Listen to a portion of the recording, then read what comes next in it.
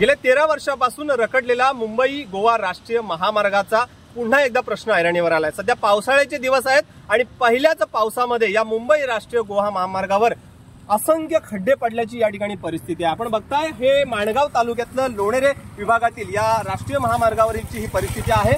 या ठिकाणी बघितलात तर असंख्य खड्डे पडलेत। आपला जीव मुठीत घेऊन हे प्रवासी कशा पद्धतीने प्रवास करताय ते आपण स्वतः या दृश्याच्या माध्यमातून बघताय। आपल्यासोबत असंख्य या ठिकाणी प्रवासी जमलेले आहेत, त्यांच्याकडनं जाणून घेणार आहोत। दादा, काय सांगाल एकंदरीत की आपण नेहमी या मुंबई गोवा राष्ट्रीय महामार्गावर प्रवास करताय, मात्र पुन्हा एकदा तीच परिस्थिती या ठिकाणी उद्भवलेली आहे। परिस्थिती तीच उद्भवलेली आहे आणि पनवेल ते गोवा हायवे याची दुर्दशा फार झालेली आहे।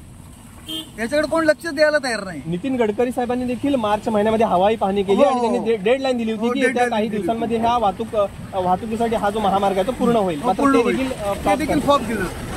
काय सांगाल एकंदरीत प्रशासनाला? काय सांगणार, प्रशासनाला डोळ्यासाठी कारभार आहे सर्व यांचा। आपल्यासोबत मनसेचे रस्ते वाहतूक साधन रायगड जिल्ह्याचे आस्थापनाचे अध्यक्ष आहेत शेखर सावंत आहेत। सर, काय सांगाल एकंदरीत की मुंबई राष्ट्रीय गोवा महामार्ग गेल्या 13 वर्षापासून रखडला, एकंदरीत आता तीच परिस्थिती पुन्हा उद्भवली? आपल्याला माहितीच आहे की गेल्या वर्षी सन्मान्य राजसाहेबांच्या आदेशाने सन्मान्य अमित साहेब यांच्या नेतृत्वाखाली जागर यात्रा मुंबई गोवा हायवेवर काढला होता। त्याच्यानंतर बऱ्याच ठिकाणी कामं चांगल्या पद्धतीने झाली होती, पण तरी अजून काही अधिकारी आणि ठेकेदार आहेत ते चांगल्या पद्धतीने काम करतच नाही। आमचे पदाधिकारी वारंवार FB लाईव्ह येते, पुढे न्यूजला जाते।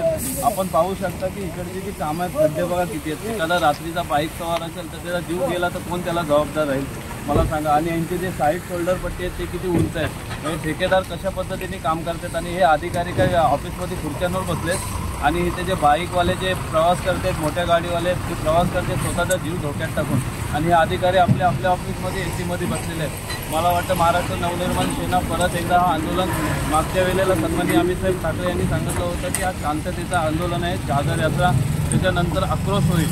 कारण की आपण पाहू शकता की इंदापूर ते महाडपर्यंत किती मोठे खड्डे पडलेले आहेत त्या रस्त्याला जाताना। हा मुंबई गोवा हायवे याला बोलतात का? एवढा करोडोचा खर्च झालेला आहे, सर्व चुरा झालेला आहे पैशाचा। आज आमचे पदाधिकारी वारंवार यांची तक्रारी देऊन पण कामं होत नाही। तर कुठेतरी ठेकेदारांनी अधिकाऱ्यांनी याचं लक्ष दिलं पाहिजे, नाही तर महाराष्ट्र नवनिर्माण सेना लवकरात लवकर आंदोलन करण्यात येईल। नक्कीच आपण बघताय तर वेळोवेळी रायगड जिल्ह्यातल्या पत्रकार संघटना असतील किंवा इतर पक्षाचे प्रमुख नेते मंडळी असतील यांनी वारंवार या हायवे संदर्भात आवाज उठवला, मात्र 13 वर्ष उलटून गेली तरी अद्याप हा हायवे याच परिस्थितीमध्ये पुन्हा एकदा प्रवास करताना दिसतोय। आणि त्यामुळं असंख्य पडलेल्या खड्ड्याला जबाबदार कोण असा संतप्त प्रवाशांकडून आता प्रश्न उपस्थित होतोय। गणेश मापरेळकर, ABP माझा, रायगड।